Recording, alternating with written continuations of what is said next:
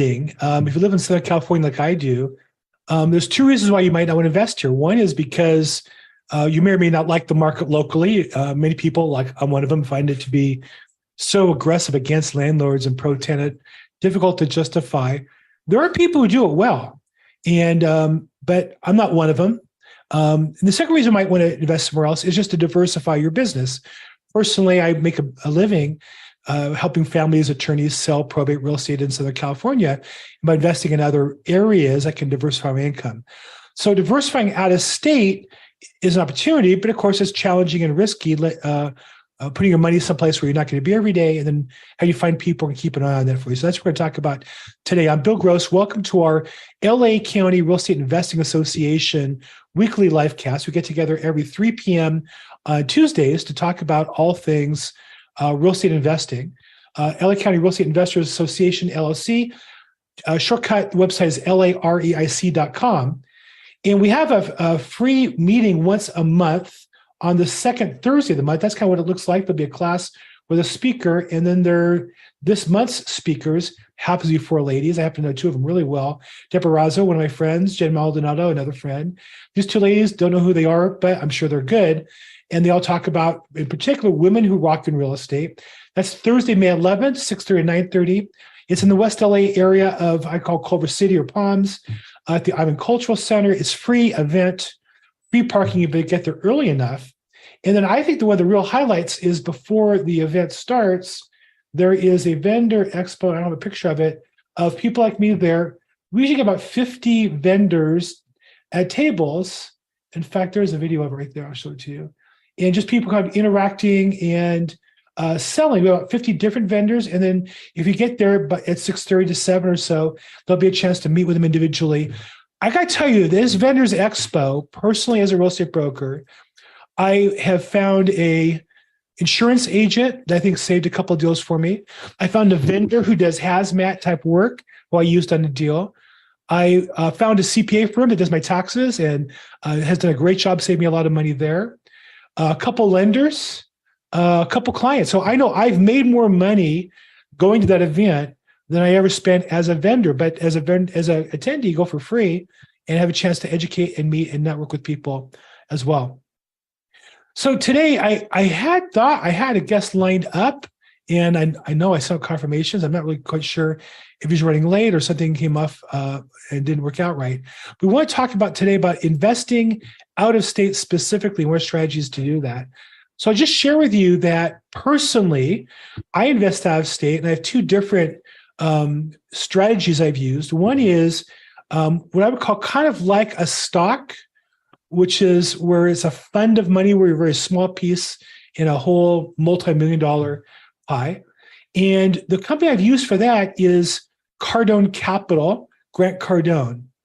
You can start with them as little as $5,000. And what I liked about it was when I was a little nervous and scared, I started with that, but I learned a lot. I want to say that even if I lost the $5,000, I got back education in their materials, in their he throws in a couple of coaching calls and reviews of his portfolio that other investors don't really do. And so I looked at it as a way to learn as well. And that's worked out really well for me. I get a nice return on my money, better than the stock market. And I've learned a lot from it.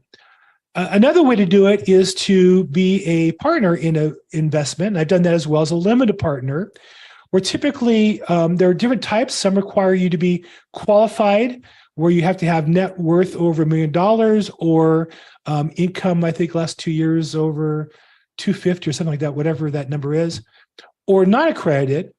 And they will require and either way you have to meet with them and talk to them on the phone or a video. And oftentimes you can get started with as low as $50,000. And your money is pooled with 10, 20, 50 other investors. And typically they'll buy a property, fix it up, bring it to market over a 5-year period and either refinance it or sell it at a profit. And what's nice is you get some of the tax advantages of real estate that way as well. You get the immediate depreciation. So typically the first year I invest $50,000, I get a write-off on that year's tax returns of $30,000, $40,000 against other income because I'm a professional. And then you get about a 3 to 5%, maybe 8% cash on cash return. And then if it's a good investment, at the end, they're going to refinance or sell it. you get back the rest of your initial investment plus a profit on top of that.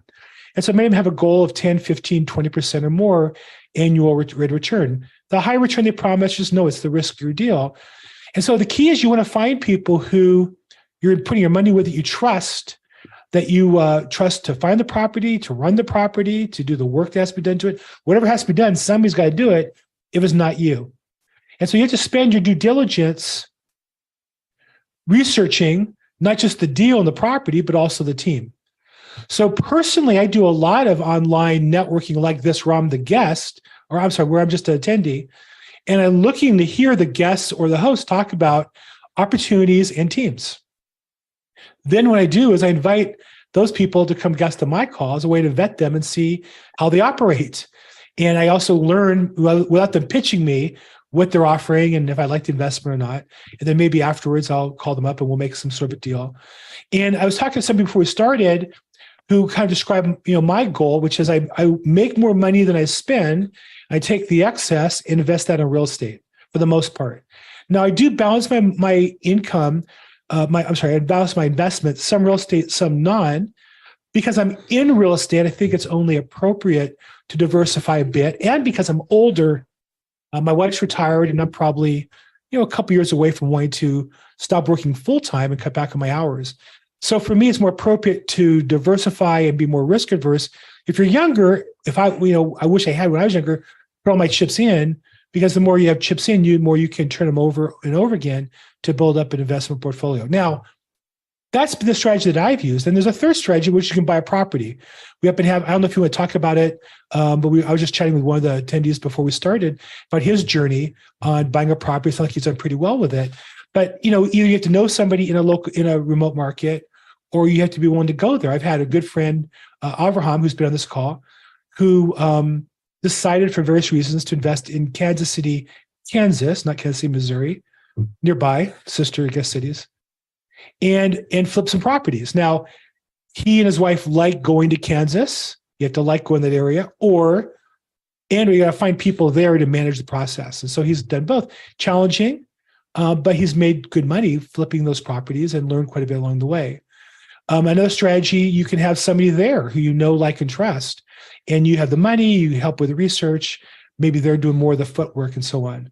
So those are the alternatives. So again, I would say you could be like a mutual fund investor where it's a small amount of money. You could be a limited partner investor where you put in more. You can be a syndicator yourself and raise money, or you can find a property within your own finances and buy and fix it, but you need to have somebody there probably to help you with that, make that happen.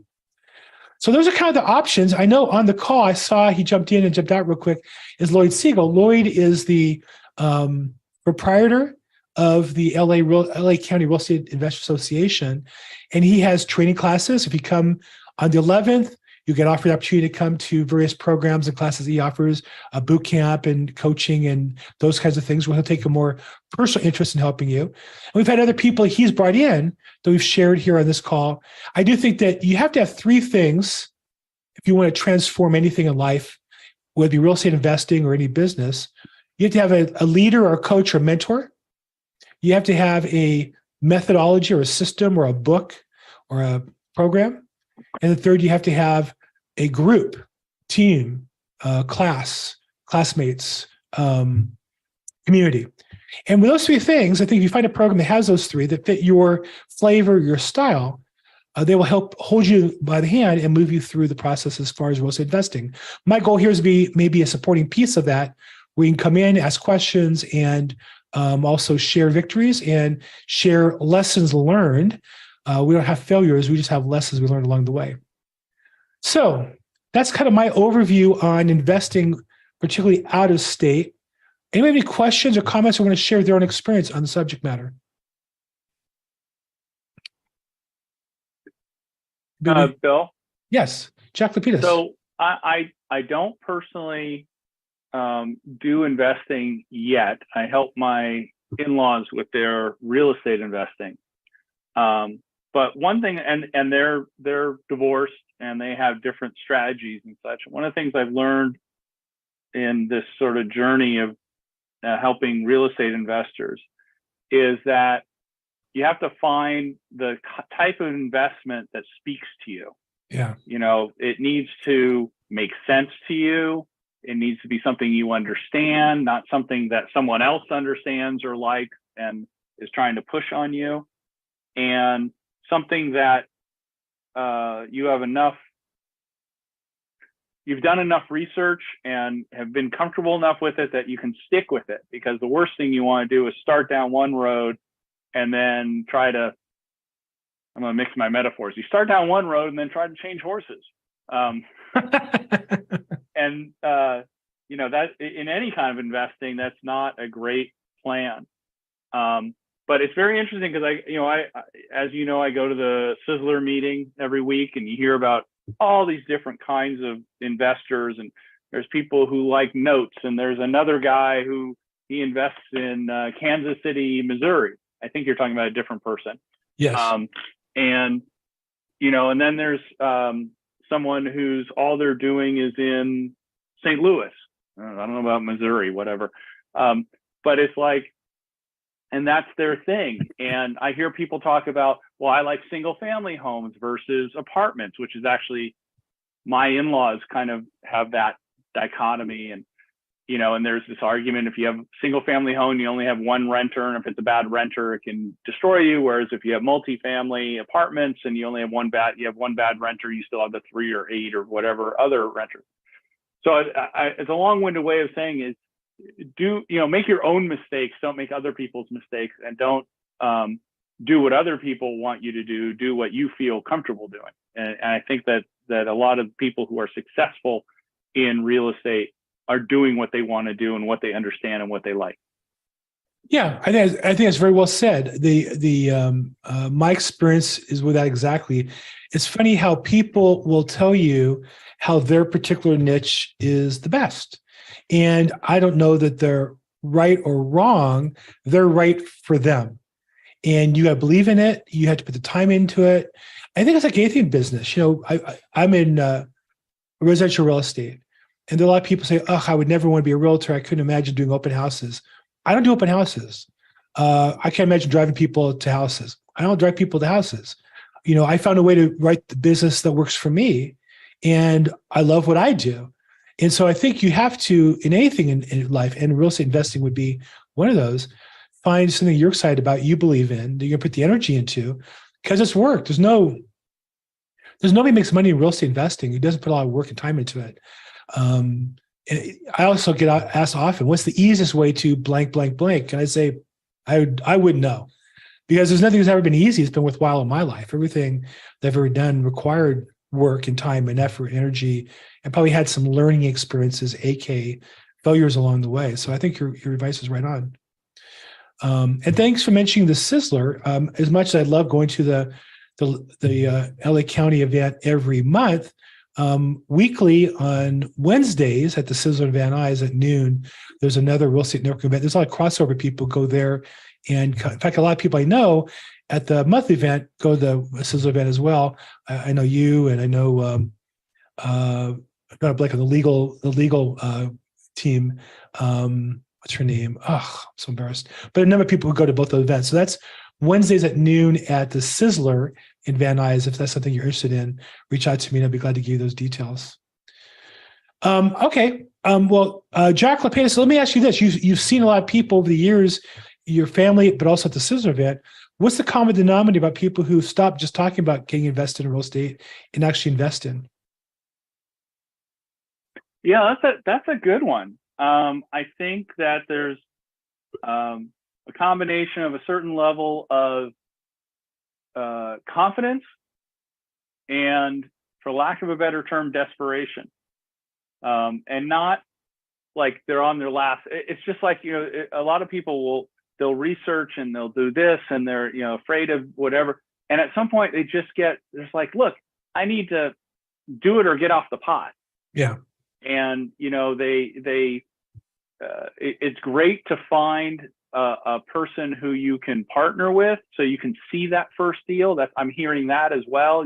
Someone who you go into partnership with, or you pay them some sort of fee where they're helping manage the transaction or whatever like that. And sometimes that's all people need to get over the hump. Yeah. but it's very interesting. I have found that if I see people, I'm going to be specific about the Sizzler because that's a weekly thing, and so it's you get a lot of data.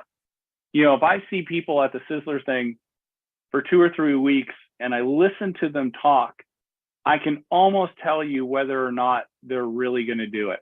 Yes.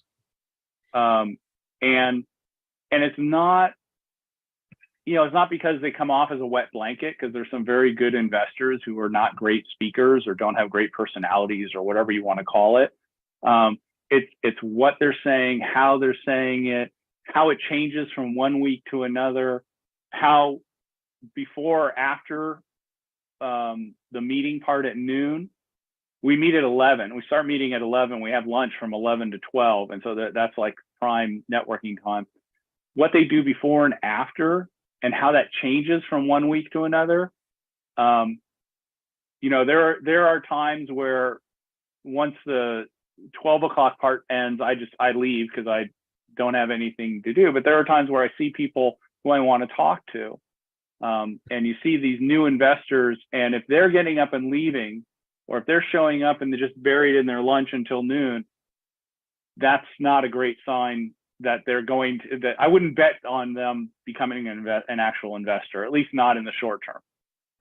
Well, and I have a term for that because I'm in real estate sales, and I don't get paid unless something happens at the end of the day. And to me, those are people who are in real estate for the entertainment value, right? They go to the meeting, they may get there early and chit chat, but they don't have any purpose to it. They eat their lunch and then they go. Versus, I'm there to meet people. I'm there to look for opportunities for people who have problems I can help, and that's how I build a business. And so I'm trying to figure out who's interesting, who has some value to create, and figure out how to connect with them. And if you're not doing that, there's too many people. There are a lot of people who've, they're retired and they say they're an investor, and they'll talk to you all day long and they'll go look at properties all day long. They're just never going to buy anything because their entertainment is saying they're an investor. It's better than saying I'm unemployed. It's better than saying I have nothing to do all day. If you're married, you want to go home and tell your wife you have nothing to do. So what do? You say, we're not looking for property. The difference is a real investor will look at a lot of property, but they're doing it, with a purpose. Ernest asked a question, asked twice. Sorry about that. It's not that I ignored you, Ernest. I was in the middle with Jack, but great question. What states do I invest in? What do I prefer to invest in? So the first thing I would say, Ernest, is I live in Los Angeles and I don't want to invest anymore in California, as I mentioned personally, because one, I don't think it's a great state to invest in. And I say this as a native Californian, is with great disappointment and embarrassment. In my lifetime, California went from the greatest place to do business in to, I think, a place that just scares me every day, more bad news. So I would never invest money here. My goal is to move out of California. And then second, my criteria would be someplace that I can go see the property. And so I travel annually to Texas and to Florida on business. So currently, my investments are only in Texas and Florida because I go there on business already. I would look at Nevada as well because I go there as well. I just haven't found anything in Nevada that I feel comfortable investing in. But I'm going to go there again in November. So maybe I'll find something. So for me personally, Texas and Florida is where I have money right now that I've invested. Anybody else want to share there? Chris DeSalle, nice to see you, man. It's been a while. What city in Texas? So it's funny, again, we're talking before the call, and one of the guys was mentioning how he invested near, I think he said Knoxville, but outside. So for me, I would only invest in a major city that's a healthy, growing city. And I would only invest in multifamily properties, 200 units and up, where it's big enough, where the kind of company managing it, that's all they do. And they have several similar properties. There's several properties in that market area. So that if something happens, they could bring in the crew from the other property. They already hire property managers. They already have 3 or 4 in that area. They can cover temporarily, and they're always hiring people. So I'm looking for really a company that has some scale in that city, typically, or overall. And so in Texas, I have money invested in Dallas. I have money in El Paso, San Antonio. In Florida, Miami, and Fort Lauderdale. I'd love to go to Jacksonville. I'd love to be in Orlando. Just haven't found the properties in those areas. Hope that helps a little bit. Okay. Well, great. Thank you for the questions, Ernest. Hope that helps a little bit. But again, that's me. Why South Florida? Because that's where I go. I went to Aventura on a vacation, so I'm going to look around there. Texas. I went to Dallas on a business trip, so I'm going to look around primarily Texas. I used to do business in El Paso with a partner years ago. Do I have a corporation in Texas? No, I only have a corp in California because I don't own. I'm a limited partner. So there's no real tax advantage to me if even in a state where there's no corporate income tax, say personal income tax, I'd be subject to it. And if it was a corporate tax, you pay corporate in those states. So there's no advantage to me to have a separate corp in Texas or Florida. I think the whole thing with corps is oversold. I see so many I see more investors that have corps than property. And you can get a corporation done online in days. I literally have clients who bid on a property, they get accepted and they form their corp and they have it before we close escrow. That's really how professionals really do it. And so there's no reason to, because now with a corp, you have to pay, income taxes or corp taxes every, what was the filing fees, $800 in California every couple of years. I think it's after the first 2 years or something for free, but it starts to add up. And so $800 just to have a corp on hold doesn't make much sense to me. Okay. Thank you for the questions. Can you own a property in Texas with a corp in California? You can own property. Yes, I do. I own a property. I'm an investor in a corporation where I invested money through my corporate entity. And what about an LLC? Again, I'm not sure how you would use LLC. I run all my real estate through one corporation and then spread everything off from there. And I know there's people with more sophisticated organizations than I have, but I just at some point you start spending more money on all this stuff than you do spend your time selling houses. And if I can sell an extra property to make $25,000, that kind of covers up some of the other stuff I might be able to do. So I try to focus on that. But yeah, you can own a property in Texas through a California corporation. And what cities in Florida do you like? I love Jacksonville. My best friend moved there. So about 2-3 years ago. So Orlando and Jacksonville are very business oriented and the business climates there are fantastic. Miami's gone up so much so quickly and it's very tied in internationally to migration, where Jacksonville and Orlando are both, I think, more businessy, and Florida is just, yes, what about the hurricanes? Yeah, there's hurricanes. Whatever. We have tornadoes in some states. You have earthquakes in California. You have hurricanes in Florida. So, can I tell you something about Jacksonville? Please. So we used to own in Jacksonville. So whenever we meet, whenever we decide on a property, before we decide, we always meet with the local chamber of commerce, and they actually have in their chamber, they have a meteorologist on staff at the county. So he introduced us to that, and it was awesome. So we went over to see him because of global warming and the seas warming. The hurricanes, they haven't had a direct hit in 24 years in Jacksonville. No, they get residuals and stuff, but the swirls are staying farther out coast, and they're hitting North Carolina. So that was one of the decisions why we bought there. So nice. I used to live in Florida, and so here in California we don't get this, but there they sell weather tracking maps. So you go to the gas station, you fill up, and they give you a map, and you can track where the hurricane is, and has all the terminology on it. It's so interesting. And that goes back a ways, but here in California, we don't track hurricanes or tropical storms.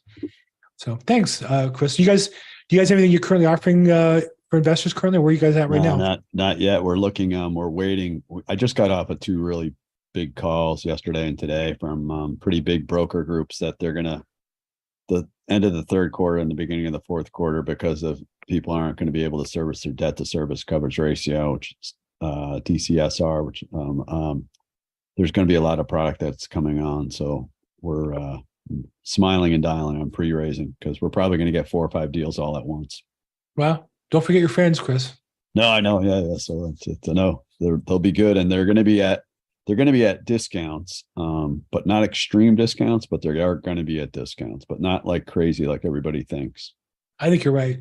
So There's just so much money sloshing around that before it can go down too much, there are people buying. That's what you see on the retail side in Los Angeles is fewer and fewer people can buy houses, but enough people, enough money that they're going to buy houses and they're going to pay the higher rates. And you say, well, it's crazy. The values are crazy and the rates are crazy.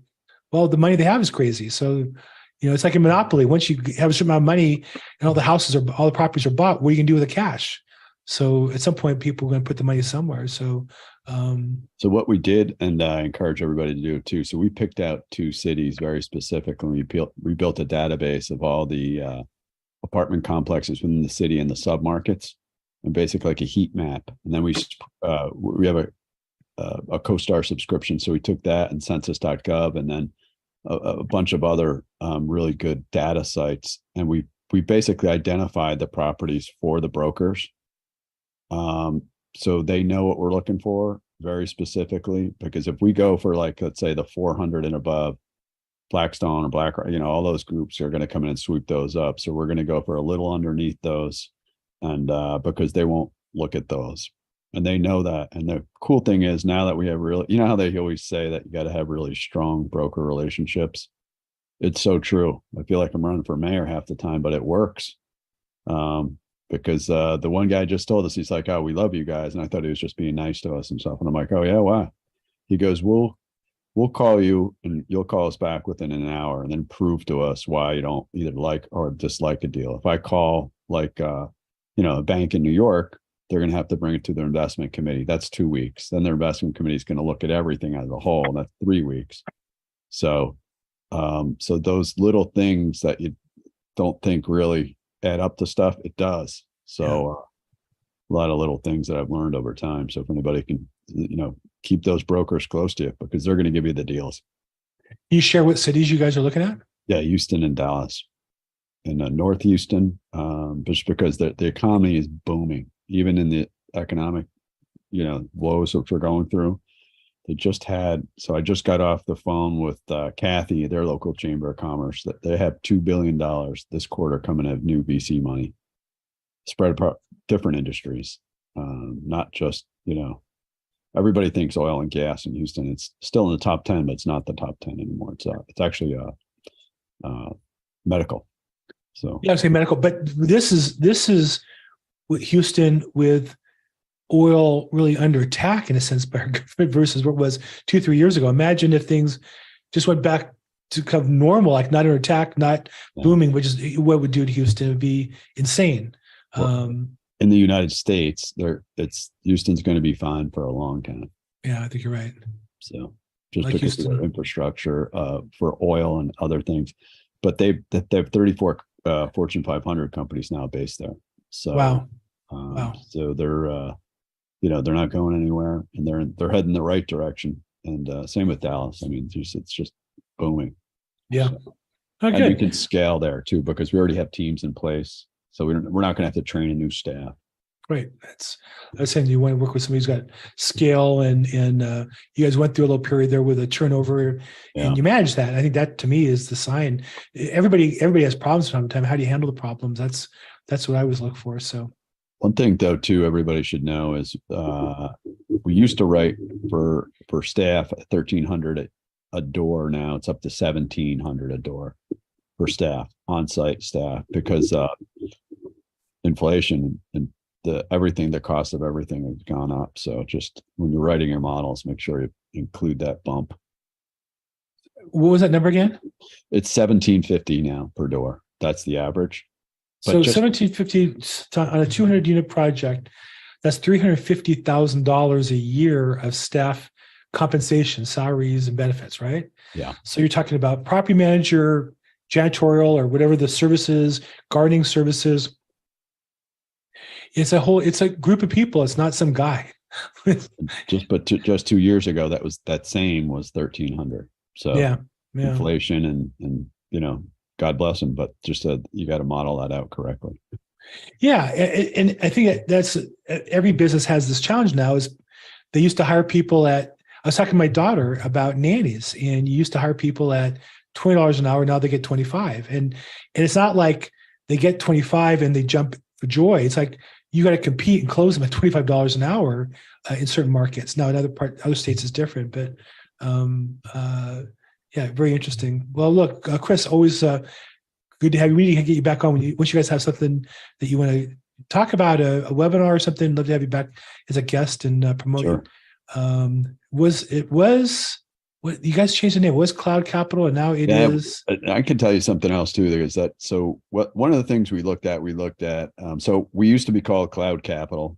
So whenever we'd buy a new apartment complex, we'd always change the name because we wanted the stink of the old owner get away as quick as possible. New sheriffs are in town, and we think we're really good owner operators. We want to give the residents a new sense of life and a new purpose with us. And that the hardest thing that we do is change hearts and minds of the present residents, because it usually takes around 6 months, and they think we're going to be slumlords, and we're not. We pump in a lot of money into these places because we believe if you give the resident a great life, everything else will work out. Like we can talk sticks, bricks, and spreadsheets, and it's super important to talk all that.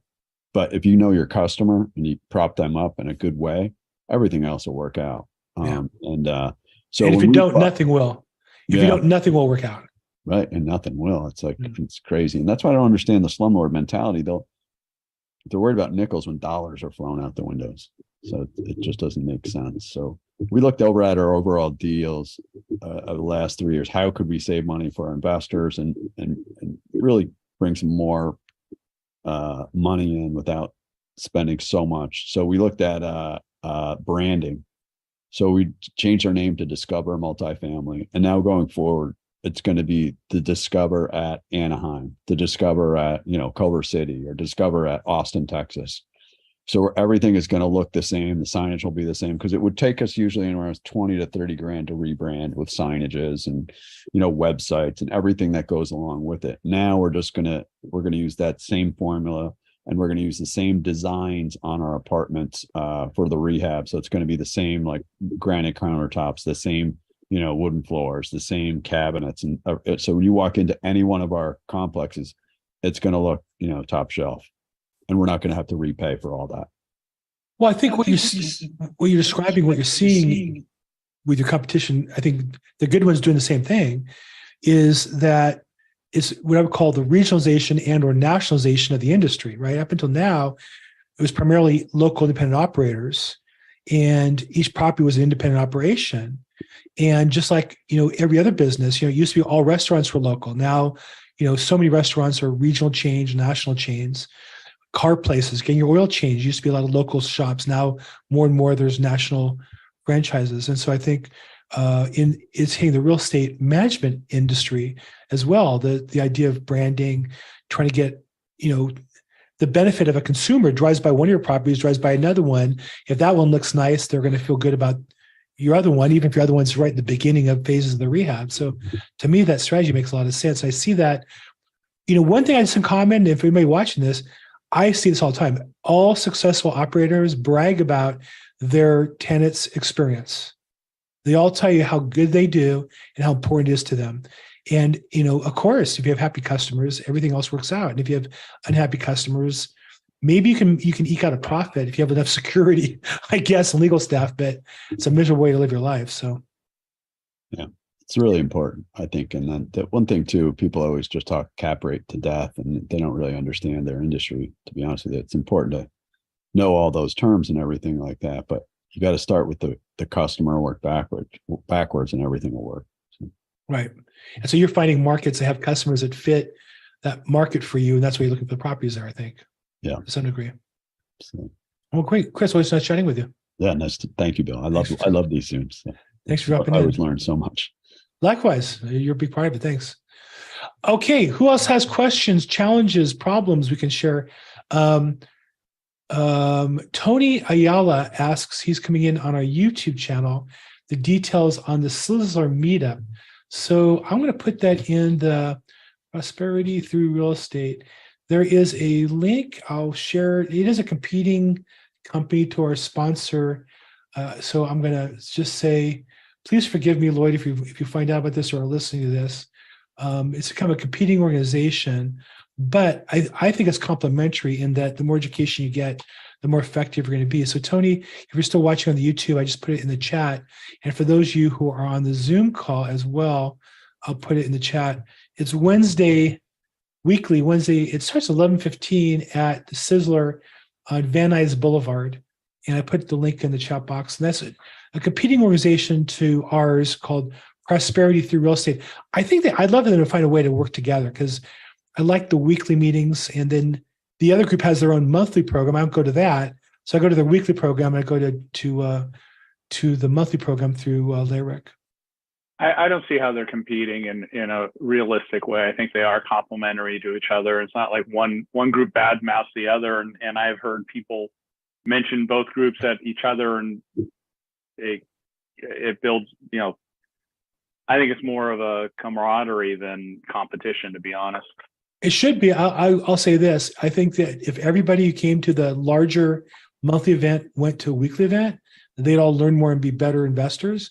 And if the people who were at the weekly event came to the monthly event, they'd meet more people, and that would help them once a month as well. I just think it would be good for both sides. So, yeah. I don't get paid either way. I'm just here to share my experience, strength, and hope, and love to see everybody learn and be successful and network and do more business. So, but thank you, Jack. Thanks for the confirmation. That also means if I get sued, Jack will be defending me in court gratis. So for a bonus. So, Jack, thank you so much.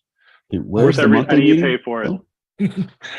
It's at the Sizzler on Van Nuys Boulevard in Van Nuys. No, where's the monthly meeting? Oh, the monthly meeting is LARIC's meeting, and their new location is the Iman Center in West Los Angeles.